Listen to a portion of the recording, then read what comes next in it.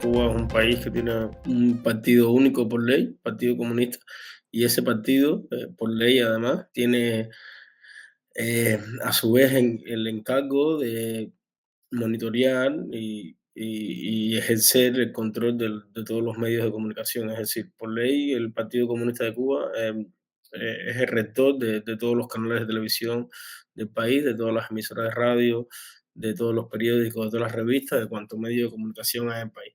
Y entonces hacer periodismo fuera de ese sitio implica violar la ley y a su vez te convierte en un delincuente. Entonces, por tanto, bueno, todo el que lo hace fuera de esa sombría legal está violando la ley y de alguna manera el régimen se excusa en eso para reprimirlo, pero detrás de ello lo que hay es obviamente bueno, la falta de libertades y la intolerancia a la opinión contraria que hay en nuestro país. Yo soy hijo de una generación que nació con esa dicotomía, ¿no? Estar dentro del oficialismo o estar fuera, pero a la vez también tuvo la suerte del Internet, ¿no? Mi generación contó con que, bueno, llegara el Internet al país y a partir de ahí nacieron una serie de medios independientes en las que yo formé parte, que en un inicio era como una alegalidad, ¿no? Porque obviamente llegaba el Internet al país, no estaba regulado, no estaba legislado el Internet y bueno, y de alguna manera los primeros pasos fueron permitidos, ¿no? El gobierno no sabía muy bien qué era eso, qué hacer con nosotros y obviamente eso cambió muy rápido, ¿no? A partir de ahí vino toda la represión que cayó sobre nosotros y bueno, el saldo, 5 años después, el saldo es de que toda esa generación ¿no? está en el exilio.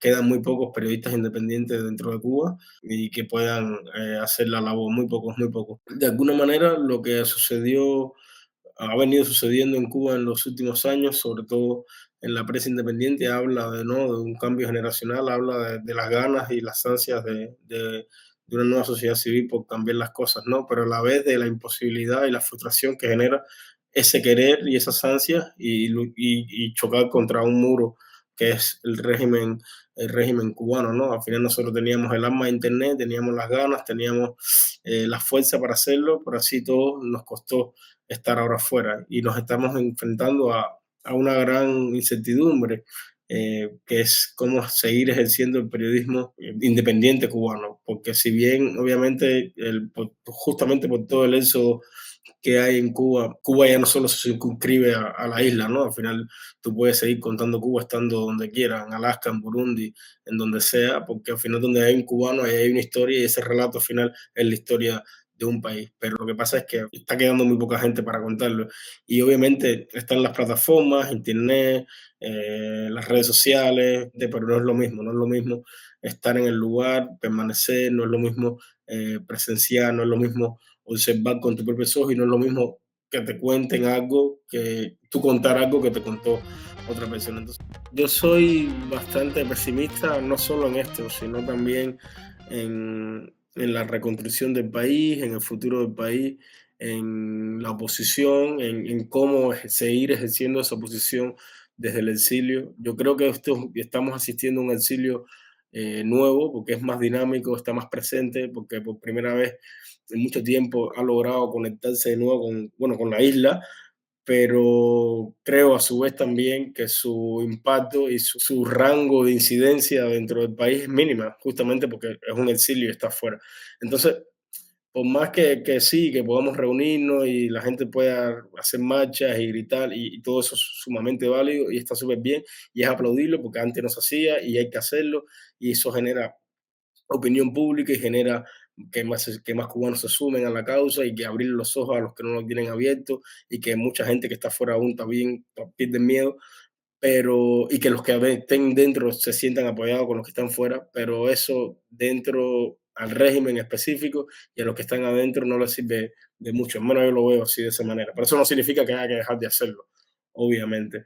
Y en caso específico del periodismo, yo no tengo una respuesta, lo hablo todo el tiempo, no sé cómo vamos a resolver ese asunto de contar la Cuba de Cuba, que está allí desde afuera. Obviamente se puede informar, se puede contar, eh, pero yo creo que hasta un punto, ¿no? Cuando tú vas a dar pasos como más de profundidad, de análisis más exhaustivo, severo, de hacer textos de largo aliento, crónicas de trabajos de investigación, ahí se enreda la pita, ¿no? Porque obviamente si la temática está adentro, ¿no?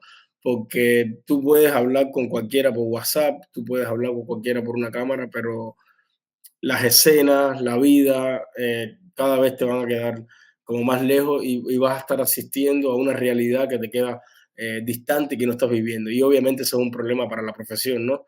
Y esta profesión es de una sola manera. Que se puede seguir informando, obviamente estoy totalmente seguro que se puede seguir informando, que se puede seguir hablando de Cuba estando de afuera, obviamente, porque Cuba está afuera y Cuba y la Cuba de adentro también se puede decir, pero yo creo que esos análisis y esos abordajes hasta un nivel determinado pueden llevar estando de afuera cuando vas a contarlo de adentro.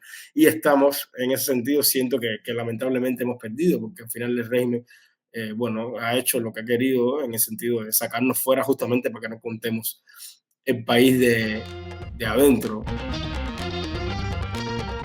Bueno, la Isla Oculta nació, fue un proyecto que nació cuando yo estaba encerrado en Cuba. Yo estaba regulado, el gobierno no me dejaba salir del país y bueno, yo me propuse contar ese país del que yo no podía salir, ¿no? Y en el que un momento pensé que nunca iba a salir. Y yo hice una especie de ejercicio. Obviamente, a lo largo del libro también se nota el crecimiento y el cambio de la escritura, el discurso y mi mirada, ¿no? Cómo va cambiando. Pero básicamente yo lo que me propuse fue como poner como una cámara delante de mis ojos y que, bueno, todo lo que pasara por delante de ahí quedara grabado y yo no aparecer, que fuera esa vida subjetiva cubana que apareciera. Al final yo terminé apareciendo porque bueno, pasó el tiempo y se dio mi salida forzosa de Cuba y bueno, y en la editorial me pidieron que, bueno, ya que había salido y en las condiciones que había salido, bueno, que escribiera una especie de epílogo contando eso, ¿no? Y a mí luego me pareció bien porque es como, bueno, las 16 crónicas son ese país del que yo no podía salir, ese país que yo estaba encerrado.